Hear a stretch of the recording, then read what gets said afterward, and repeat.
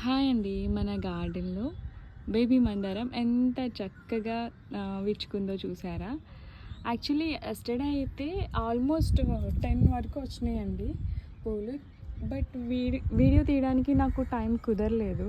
అంటే గార్డెన్ అంతా క్లీన్ చేశాను. సో, ఇంకా వీడియో తీయలేదు.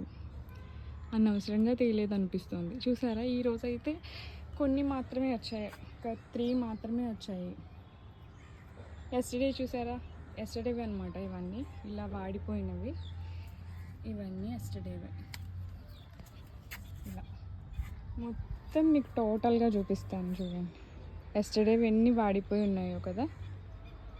ఇవాళైతే 3నే వచ్చాయి.